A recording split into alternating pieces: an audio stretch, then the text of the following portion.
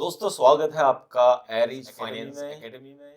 आज का हमारा वीडियो है how to create ledgers in Tally Prime. इस टैली लर्निंग सीरीज की ये हमारी 5वीं वीडियो है। इसमें मैं आपको दिखाने वाला हूं कि हम लेजर अकाउंट्स कैसे क्रिएट करते हैं टैली प्राइम में। तो टैली प्राइम में लेजर अकाउंट क्रिएट करने से पहले हमें थोड़ा सा जो अकाउंटिंग एक स्ट्रक्चर होता है वो समझ लेना जरूरी है। इसमें जो अकाउंटिंग बैकग्राउंड वाले स्टूडेंट हैं उनको पता होगा कि एक अकाउंटिंग साइकिल क्या होता है, लेजर्स क्या होते हैं, जर्नल एंट्री क्या होती है, लेजर पोस्टिंग कैसे होती है, ट्रायल बैलेंस क्या होता है, प्रॉफिट एंड लॉस अकाउंट क्या होता है और बैलेंस शीट क्या होती है। लेकिन जो फाइनेंस बैकग्राउंड से नहीं है उनके लिए मैं पहले थोड़ा सा एक अकाउंटिंग का बैकग्राउंड में समझाने की कोशिश करता हूँ। तो दोस्तों जो अकाउंटिंग साइकिल होता है उसमें क्या स्टेप्स क्या होते हैं, देखिए इसमें मैंने पूरे स्टेप्स को दो पार्ट में डिवाइड कर रखा है। एक जो daily basis day to day basis पे हम लोग करते हैं, एक जो हम ईयर एंड पे करते हैं एक्टिविटीज। तो सबसे पहले किसी भी बिजनेस में कोई ट्रांजेक्शन होता है, ट्रांजेक्शन कुछ भी हो सकता है। आपने किसी को पेमेंट करी, किसी से पेमेंट आई, कोई एक्सपेंस इनकर हुआ, परचेज हुआ, सेल्स हुआ, कोई फिक्स एसेट खरीदी, यानी कोई भी ट्रांजेक्शन जहाँ पे मनी इन्वॉल्व है। ठीक है, अब कोई ट्रांजेक्शन होता है, हम उस ट्रांजेक्शन को आइडेंटिफाई करते हैं और फिर करते हैं जर्नल एंट्री। पहले जब कंप्यूटराइज्ड अकाउंटिंग सिस्टम से पहले जर्नल एंट्री एक जर्नल होता था, एक रजिस्टर होता था, उसमें मैनुअली करते थे। लेकिन अब सिस्टम्स, अब मैनुअल सिस्टम खत्म हो गए, सारे कंप्यूटराइज सिस्टम है। टैली भी एक अकाउंटिंग सॉफ्टवेयर है। टैली के अलावा और भी बहुत सारे अकाउंटिंग सॉफ्टवेयर्स हैं जो काफ़ी एडवांस और बड़ी मल्टीनेशनल कंपनियां यूज करती हैं, जैसे ऑरेकल हो गया, एसएपी हो गया। टैली की तरह ही एक जो यूएस में चलता है क्विक बुक्स, काफ़ी पॉपुलर है वो भी। लेकिन सब जितने भी अकाउंटिंग सिस्टम हैं, जितने भी अकाउंटिंग एप्लीकेशंस हैं, जितने भी सॉफ्टवेयर्स हैं, उन सब के पीछे लॉजिक एक ही है, डेबिट एंड क्रेडिट। तो इसलिए कोई भी अगर अकाउंटिंग सॉफ्टवेयर सीखना है तो डेबिट क्रेडिट का कॉन्सेप्ट एकदम क्लियर होना चाहिए। तो मैं यहाँ पे बता रहा था, कोई भी ट्रांजेक्शन होता है तो उसकी एंट्री जर्नल एंट्री करते हैं। जर्नल एंट्री करने के बाद वो रिस्पेक्टिव अकाउंट्स में, लेजर्स में पोस्ट होती हैं। ये जर्नल एंट्री और लेजर पोस्टिंग ये डे टू डे बेसिस पे होती रहती है जैसे जैसे ट्रांजेक्शन होते हैं। उसके बाद ईयर एंड पे जब बुक क्लोज होते हैं तो सारे लेजर्स की एक समरी बनाई जाती है कि किस किस लेजर में कितना बैलेंस है। तो उन सब की समरी को कहते हैं हम ट्रायल बैलेंस। ट्रायल बैलेंस में सारे लेजर्स होंगे जिसमें जितना बैलेंस है, डेबिट बैलेंस, क्रेडिट बैलेंस, वो सारा समराइज करते हैं। तो लेजर्स की जो समरी होती है एक पर्टिकुलर पॉइंट ऑफ टाइम पे, एक पर्टिकुलर डे पे, उसको हम ट्रायल बैलेंस कहते हैं। ट्रायल बैलेंस का डेबिट और क्रेडिट टोटल इक्वल होता है। टोटल ट्रायल बैलेंस जब बन जाता है तो उसके बाद हम बनाते हैं profit and loss account. Trial balance में जैसे कि मैंने बताया सारे लेजर्स की समरी होती है। लेजर्स कौन कौन से हो सकते हैं, एसेट के हो सकते हैं, लाइबिलिटीज के हो सकते हैं, इनकम के हो सकते हैं, एक्सपेंसेस के होते हैं। तो ब्रॉडली 4 हेड होते हैं हमारे पास, एसेट्स, लाइबिलिटीज, इनकम, एक्सपेंस। तो जो इनकम और एक्सपेंस के जितने भी अकाउंट्स होते हैं उनको हम डालते हैं प्रॉफिट एंड लॉस अकाउंट में, जहां से निकल के आता है हमारा एक पर्टिकुलर पीरियड का प्रॉफिट या लॉस। और जितने भी एसेट और लाइबिलिटीज के अकाउंट होते हैं वो जाते हैं बैलेंस शीट। तो बैलेंस शीट एक पर्टिकुलर डे को बिजनेस की क्या पोजीशन है, बिजनेस के पास कितनी टोटल एसेट्स हैं और कितनी टोटल लाइबिलिटीज है, वो हमें बैलेंस शीट बताता है। तो जो मेन अकाउंट्स होते हैं हमारे फाइनल अकाउंट्स वो होते हैं प्रॉफिट एंड लॉस अकाउंट और बैलेंस शीट। तो दोस्तों जो अकाउंटिंग साइकिल है इसमें टैली में अगर हम टैली की बात करें तो हमें एक जर्नल एंट्री करनी होती है, परचेज एंट्री करनी होती है, पेमेंट की एंट्री करनी होती है, सेल्स की एंट्री करनी होती है। एंट्री करने के बाद वो लेजर में ऑटोमेटिकली पोस्ट हो जाती हैं। ऑटोमेटिकली हमारा ट्रायल बैलेंस अपडेट होते रहता है और tally he profit and loss account और बैलेंस शीट जनरेट करके हमें दे देता है। तो दोस्तों ये है पूरा अकाउंटिंग का साइकिल। टैली में लेजर अकाउंट कैसे क्रिएट करते हैं वो दिखाने से पहले मैं आपको एक थोड़ा सा समझाना चाहता हूँ कि लेजर अकाउंट्स क्या होते हैं, कितने प्रकार के होते हैं। देखिए मैंने अकाउंटिंग साइकिल में आपको ये बताया था कि जितने भी एसेट और लायबिलिटीज के अकाउंट होते हैं वो सारे बैलेंस शीट में जाते हैं, और जितने भी इनकम और एक्सपेंस के अकाउंट होते हैं वो प्रॉफिट एंड लॉस अकाउंट में जाते हैं। अगर हम बैलेंस शीट की बात करें तो स्क्रीन में आप देख सकते हैं, मैं यहाँ पे आपको ये समझाना चाह रहा हूँ कि कोई भी लेजर टैली में किसी एक पर्टिकुलर ग्रुप के अंदर आता है। टैली में क्या है, ग्रुप ऑलरेडी क्रिएटेड होते हैं, हम एडिशनल ग्रुप भी उसके अलावा भी उसमें ग्रुप्स क्रिएट करते हैं। तो ग्रुप की क्या रिलेवेंस है, जितने भी हमारे लेजर्स हैं, जितने भी अकाउंट्स हैं, वो सारे किसी न किसी ग्रुप के अंदर आते हैं। तो हमें ग्रुपिंग को समझना बहुत जरूरी है। यहाँ पे अगर मैं शेयर कैपिटल की बात करूं तो लेजर का ग्रुप कौन है, उसके लिए कैपिटल अकाउंट है, तो शेयर कैपिटल किस में आएगा, कैपिटल अकाउंट में आएगा।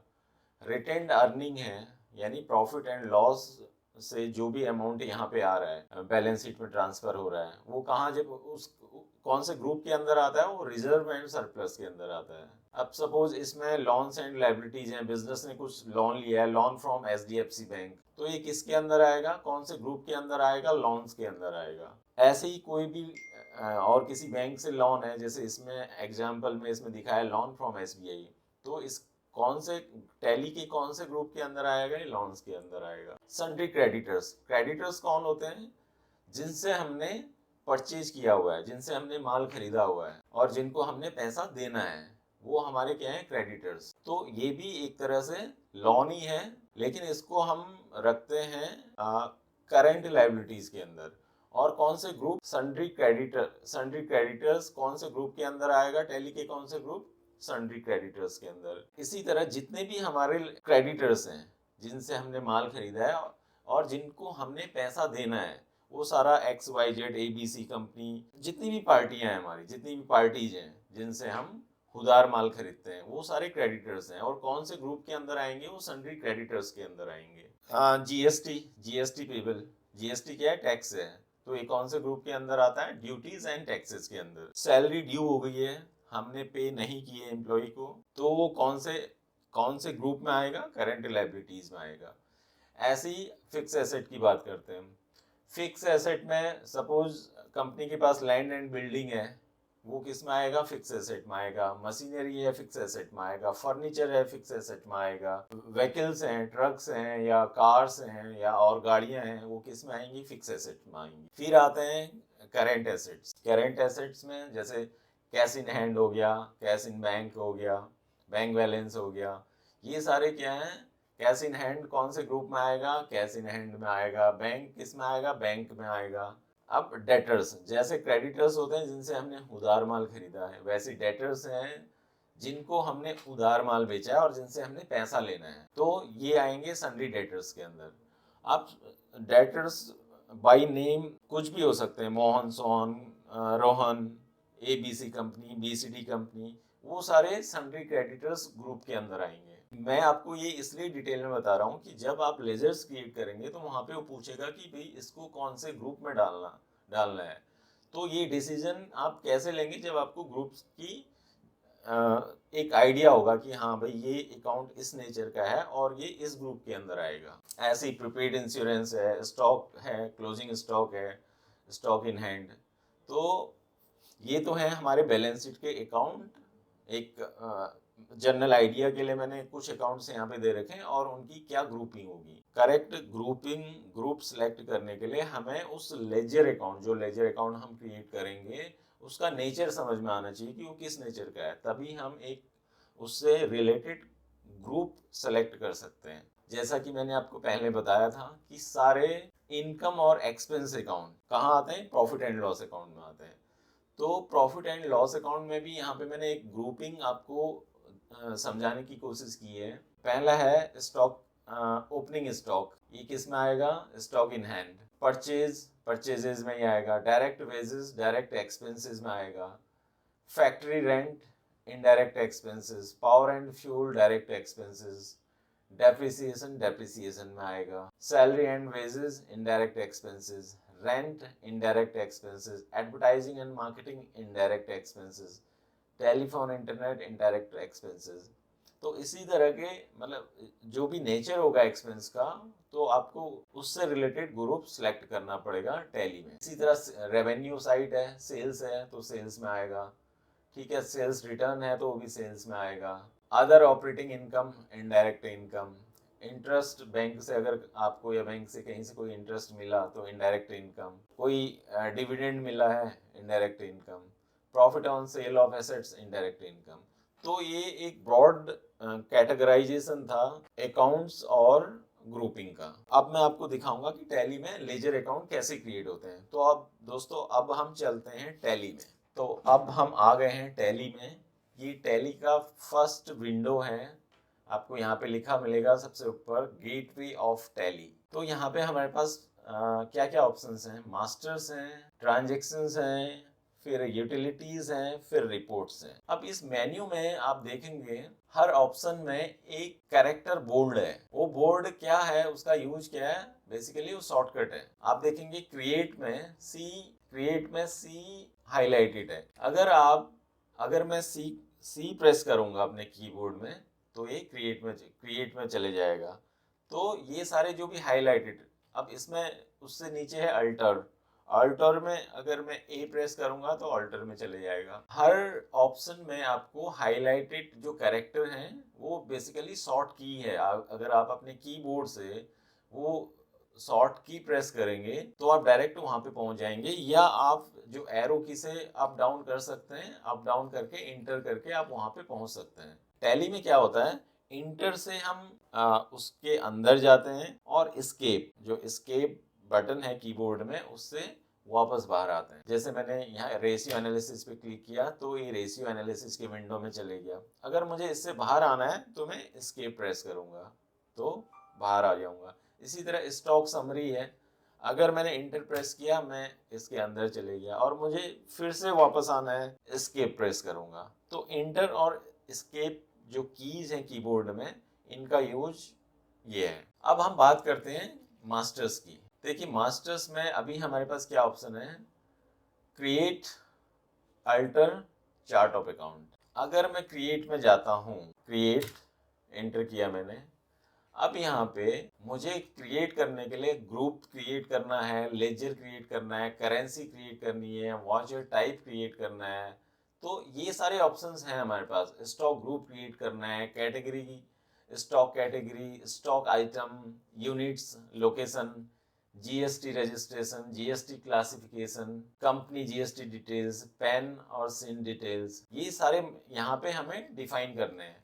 लेकिन अभी हम सिर्फ जा रहे हैं लेजर पे। लेजर से पहले मैं आपको दिखाना चाहता हूँ ग्रुप्स। यहाँ से ग्रुप क्रिएट होंगे, लेकिन ग्रुप क्रिएट करने से पहले और लेजर क्रिएट करने से पहले हम ये देखते हैं कि हमारे पास ऑलरेडी कौन कौन से ग्रुप्स हैं। तो हम जाते हैं चार्ट ऑफ अकाउंट में। चार्ट ऑफ अकाउंट में आपको सारे लेजर और उससे रिलेटेड ग्रुप्स सारे शो करेगा। ये आ गए हम लेजर में, फिर आ गए ग्रुप्स में। तो यहाँ पे आप देख सकते हैं कि ये लिस्ट ऑफ ग्रुप्स है। अभी ये ग्रुप्स ऑलरेडी इसमें टैली में ऑलरेडी क्रिएटेड है। Branch, division, capital account, reserve and surplus. अब देखिए कैपिटल अकाउंट है रिजर्व एंड सरप्लस। इसका मतलब ये है कि reserve and surplus capital account के अंदर आएगा। करंट एसेट एक मेन हेड है और इसके अंदर कौन कौन से ग्रुप इन्होंने क्रिएट कर रखे हैं, bank account, cash in hand, deposits, loans and advances, stock in hand, sundry debtors. ये सारे ग्रुप्स किसके अंदर आएंगे, करंट एसेट्स के अंदर आएंगे। ऐसे करंट लायबिलिटीज में कौन कौन से ग्रुप्स आ रहे हैं, duties and taxes, provisions, sundry creditors. फिर आते हैं हम डायरेक्ट एक्सपेंसेस, ये ग्रुप यहाँ पे ऑलरेडी क्रिएटेड हैं। Direct income, fix assets, indirect expenses, indirect income, investments, loans, bank OD, secured loan, unsecured loan, miscellaneous expenses, purchase account, sales account, suspense account. तो ये सारे ग्रुप ऑलरेडी क्रिएट हैं। इसके बाद मैं दिखाता हूँ आपको लेजर्स टैली में ऑलरेडी क्रिएटेड होते हैं। कुछ नहीं, सॉरी, 2 लेजर्स ऑलरेडी क्रिएटेड मिलेंगे आपको। एक तो कैश मिलेगा और दूसरा प्रॉफिट एंड लॉस अकाउंट। ये 2 ऑलरेडी क्रिएटेड हैं। तो हम फिर बाहर निकलते हैं, फिर से मैं जाता हूँ क्रिएट पे। लेजर क्रिएट 2-3 तरीके से किया जा सकता है। सबसे पहला ऑप्शन तो यही है कि आप जो गेटवे ऑफ टैली है, जो मेन मेन्यू है इसमें, आप इसमें क्रिएट पे जाएं। फिर हमें लेजर क्रिएट करना है। लेजर, सपोज मुझे करना है कोई भी expense account, rent office. Rent क्या है? एक एक्सपेंस अकाउंट है। ये किस में आएगा? अब देखिए यहाँ पे अंडर, ये यहाँ पे पूछ रहा है ग्रुप कौन सा। यहाँ पे इसने लेफ्ट साइड, ये राइट साइड में लिस्ट ऑफ ग्रुप्स दे दिए। अब हमने देखना है कि इसका रेंट, ऑफिस रेंट का जो एप्रोप्रिएट ग्रुप है कौन सा है। ये है बेसिकली इनडायरेक्ट एक्सपेंसेस। अब टैली में क्या है, जब आपको लिस्ट में से सेलेक्ट करना है, या तो आप एरो की अप डाउन करके देख के सेलेक्ट कर सकते हैं, या फिर अब मुझे पता है कि रेंट, जो ऑफिस रेंट है, इनडायरेक्ट एक्सपेंस है। आई लिखूं तो आई से जो स्टार्ट हो रहे हैं ये सारे ऑप्शंस, ये मेरे को यहाँ पे हाईलाइट कर देगा। फिर मैं दूसरा की दबाता हूँ इन, फिर ये सॉर्ट करेगा। ये देखिए इनडायरेक्ट एक्सपेंस यहाँ से मैं सेलेक्ट कर सकता हूँ। Type of ledger, discount invoice rounding, तो ये नॉट एप्लीकेबल आएगा यहाँ पे। Include in assessable value calculation, इसमें जीएसटी नॉट एप्लीकेबल डाल रहे हैं अभी हम। GST applicability not applicable as per company और group. GST rate details as per company और group. Type of supply, service. Banking details, provide bank details, no, नहीं चाहिए हमें। ओपनिंग बैलेंस इसका कुछ नहीं है। 1 अप्रैल हम मानते हैं कि इसका ओपनिंग बैलेंस कुछ नहीं है, क्योंकि एक्सपेंस अकाउंट है। एक्सपेंस का ओपनिंग बैलेंस नहीं होगा। हमारी जो बुक्स स्टार्ट हो रही हैं 1 अप्रैल से हो रही हैं, और ये एक्सपेंस अकाउंट है, तो इसका ओपनिंग बैलेंस नहीं हो सकता, क्योंकि प्रॉफिट एंड लॉस अकाउंट, जितने भी इनकम और एक्सपेंस अकाउंट है, उनका ओपनिंग बैलेंस नहीं होता, क्योंकि उनका ओपनिंग बैलेंस 0 हो जाता है। वो सारे account profit and loss account में ट्रांसफर हो जाते हैं। जो ओपनिंग बैलेंस होता है वो ओपनिंग और क्लोजिंग बैलेंस सिर्फ बैलेंस शीट अकाउंट्स का ही होता है। तो इसको हम एंटर करेंगे। अब ये कहेगा एक्सेप्ट। अगर मैं वाई प्रेस करूंगा तो ये एक्सेप्ट हो जाएगा। अगर नो करूंगा तो ये फिर से मुझे, मैं अगर एन प्रेस करता हूँ तो फिर से मुझे ये एडिट का ऑप्शन देगा। अगर मुझे कुछ एडिट वगैरह करना है, मुझे कुछ एडिट नहीं करना है, तो एक्सेप्ट या तो वाई आप प्रेस कर सकते हैं या इंटर प्रेस कर सकते हैं, तो ये लेजर क्रिएट हो जाएगा। तो एक तो लेजर यहाँ से क्रिएट होगा। ये हमने एक्सपेंस का लेजर क्रिएट किया। अब हम करते हैं इनकम का। इंटरेस्ट इनकम, इसका जो ग्रुप होगा वो क्या होगा? Indirect incomes. Type of ledger not applicable, ये सारा सेम ही रहेगा। Except, yes. तो हमने एक्सपेंस क्रिएट किया, इनकम क्रिएट किया। अब हम करते हैं वेजेस। मैन्युफैक्चरिंग जो कंपनीज होती हैं या मैन्युफैक्चरिंग ऑर्गेनाइजेशंस होती हैं, उनमें वेजेस क्या होता है? डायरेक्ट एक्सपेंस होता है। तो यहाँ पे आप इसका ग्रुप सेलेक्ट कर दोगे, डायरेक्ट, नॉट एप्लीकेबल, ये सारा सेम ही रहेगा, यस। और अब हम एक HDFC बैंक, ये हम खोल रहे हैं बैंक अकाउंट। तो यहाँ पे हम देखते हैं बैंक अकाउंट, इसका ग्रुप होगा बैंक अकाउंट। अकाउंट नंबर कोई हम डमी नंबर दे देते हैं। ये मैंने एक डमी अकाउंट नंबर दे दिया। IFSC कोड, स्विफ्ट कोड, इसको छोड़ देते हैं। बैंक नेम नॉट एप्लीकेबल, क्योंकि HDFC बैंक, हम इसका लेजर अकाउंट ही HDFC बैंक है। Branch Karol Bagh. Set alter range for cheque books, अभी हम इसको नो कर रहे हैं। चेक प्रिंटिंग यस की है। अभी एज इट इज़ हम इसको ऐसे ही रहने देते हैं। जब हम बैंक की कोई एंट्री करेंगे उस समय ये सारे फंक्शन देखेंगे। यहाँ पे बैंक का एड्रेस, पूरा एड्रेस डालना पड़ेगा। अभी मैं यहाँ पे करोल बाग डाल देता हूँ। स्टेट यहाँ से सिलेक्ट करना है Delhi, country India, pin code मैं एक डमी पिन कोड इसमें डाल देता हूँ। अब यहाँ पे बैंक का जीएसटी जो जीएसटी रजिस्ट्रेशन नंबर होता है वो डालना पड़ेगा, लेकिन अभी मैं इसको ब्लैंक छोड़ देता हूँ। एंटर। ये यहाँ पे एक वार्निंग मैसेज आया कि जीएसटीएन हमने अपडेट नहीं किया है, लेकिन हम इसको छोड़ सकते हैं, ये ऑप्शनल है। कंटिन्यू।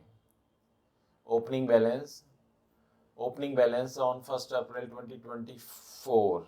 तो ये एक बैलेंस शीट अकाउंट है, बैंक अकाउंट है। हम मान के चल रहे हैं कि ये हमने पहले ही खोल लिया था 1 अप्रैल से पहले, और इसमें हमारा 25,000 रुपये का बैलेंस है। डेबिट बैलेंस है तो डेबिट ही होगा। Except, yes. तो ये बैंक अकाउंट क्रिएट हो गया। तो इस तरह से बैंक अकाउंट आप क्रिएट कर सकते हैं। कैश अकाउंट ऑलरेडी क्रिएटेड है इसमें। अब देखते हैं, अभी हम एक डेटर्स अकाउंट क्रिएट करते हैं। डेटर्स अकाउंट जिसको हम माल सेल करते हैं। मोहनलाल एंड कंपनी, ये किस में आएगा? सन्ड्री डेटर्स में। एड्रेस कोई भी, जो भी इसका एड्रेस होगा, एक्चुअल एड्रेस हमें यहाँ पे डालना पड़ेगा, क्योंकि वो इनवॉइस में प्रिंट होगा। तो एड्रेस बहुत इम्पोर्टेंट है। तो जो भी कंप्लीट एड्रेस है इस पार्टी का वो यहाँ पे, अभी मैं फॉर एग्जांपल ये मैं एक डमी एड्रेस डाल दिया मैंने। Pin code, provide bank details में नो कर देता हूँ। पैन नंबर अभी अवेलेबल नहीं है तो मैं कुछ नहीं डालूँगा। अब यहाँ पे रजिस्ट्रेशन टाइप के लिए ये कह रहा है कि जो इसका जीएसटी में रजिस्ट्रेशन है, जीएसटी में कई तरह के रजिस्ट्रेशन होते हैं। अगर आपको नहीं पता तो अननोन डाल सकते हैं। कंपोजिशन, इसका कंपोजिशन के अंदर रजिस्ट्रेशन कराया है तो कंपोजिशन रेगुलर रजिस्ट्रेशन है, अनरजिस्टर्ड है तो मोहनलाल एंड कंपनी का जीएसटी रजिस्ट्रेशन। क्योंकि जब हम इसका रजिस्ट्रेशन, जब हम इसका अकाउंट, लेजर अकाउंट अपने बुक्स में क्रिएट करेंगे तो हमारे पास ऑब्वियसली इनका इनवॉइस होगा, तो इनवॉइस में हमें ये डिटेल, जीएसटी डिटेल मिल जाएगी। तो ये अभी मैं इसको कर रहा हूँ रेगुलर। अब ये जीएसटी नंबर पूछ रहा है, यहाँ पे एक जीएसटी नंबर डाल देते हैं हम। एक डमी मैंने जीएसटी नंबर डाल दिया।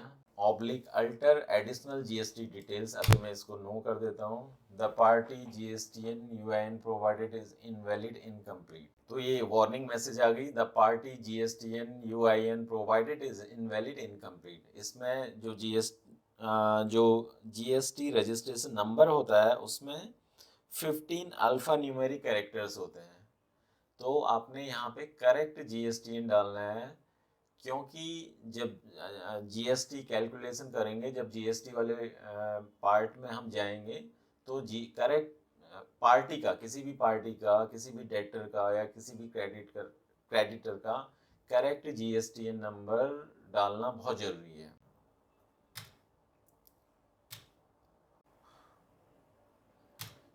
ये हमने डेटर्स क्रिएट कर दिया। अब हम देखते हैं एक क्रेडिटर क्रिएट करके भी देखते हैं। क्रेडिटर्स में हाँ कोई भी आप नाम ले लो, Ram Singh and company. Okay, तो ये आ जाएगा सन्ड्री क्रेडिटर्स में। Maintain balances bill by bill, yes करना है हमको। डिफ़ॉल्ट क्रेडिट पीरियड हम अभी कोई सेट नहीं कर रहे हैं। मेलिंग एड्रेस डालना बहुत ज़रूरी है। डमी एड्रेस डाल दिया है। बैंक डिटेल नो कर रहा हूँ। पैन नंबर नहीं है। जीएसटी में रेगुलर करते हैं हम। अब इसका जीएसटी रजिस्ट्रेशन नंबर डालना है। ये मैंने जीएसटी एक डमी नंबर डाल दिया। ये भी इनवैलिड है, लेकिन आपको करेक्ट नंबर यहाँ पे डालना है। इंटर। ओपनिंग बैलेंस कुछ नहीं है।